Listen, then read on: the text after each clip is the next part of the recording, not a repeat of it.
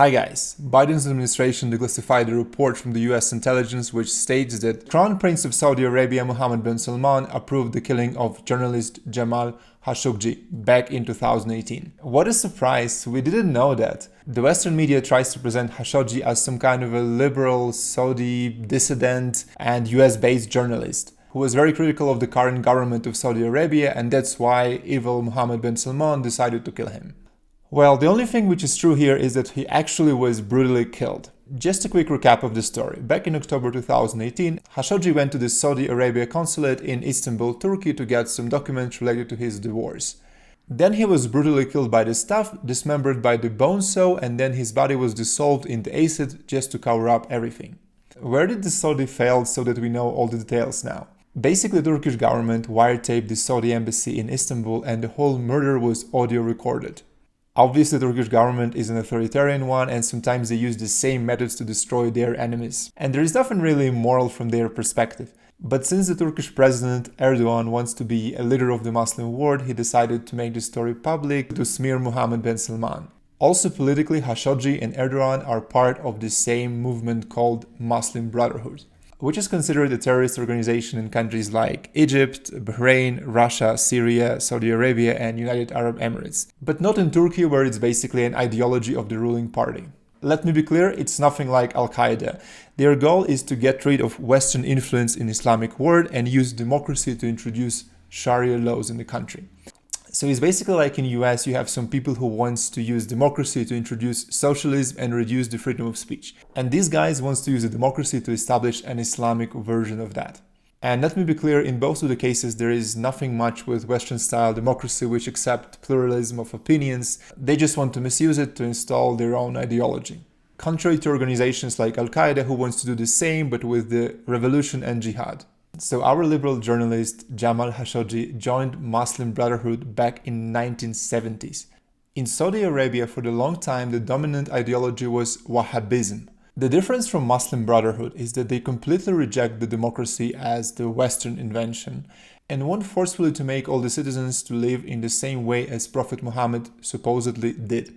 These two ideologies are basically using completely different means to achieve the same goal, to establish an Islamic theocracy. So, back in 2003, Khashoggi was an editor of Saudi daily Al Watan, and he allowed the columnist to criticize one of the Islamic thinkers who is considered to be a founder father of Wahhabism. As the result, he was dismissed from his position in the newspaper, and the ignorant Western media declared him a progressive liberal journalist.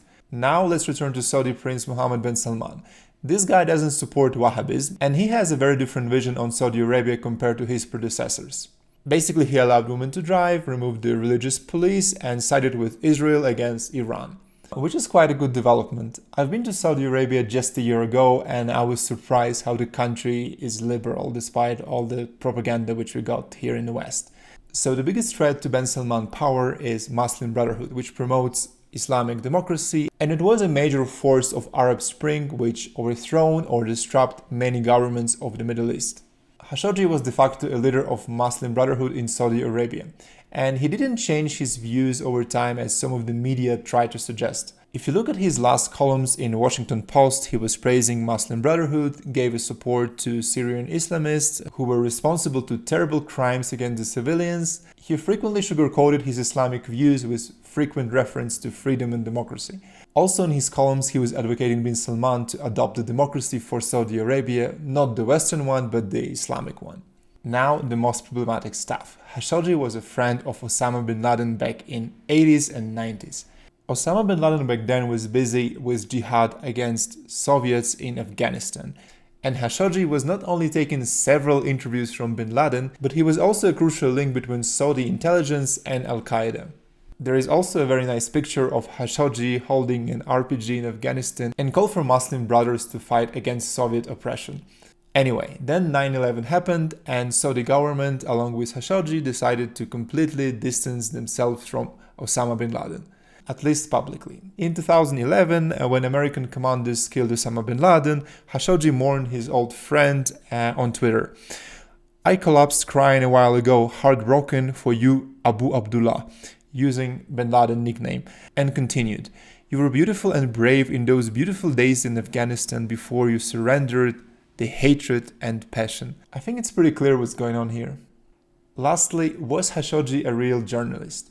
Washington Post made him a columnist when he moved to the United States, but if you actually read all those articles, it doesn't really look like it's a journalist or even a proper columnist. It's basically some kind of ideological proclamation on what to do in the Middle East.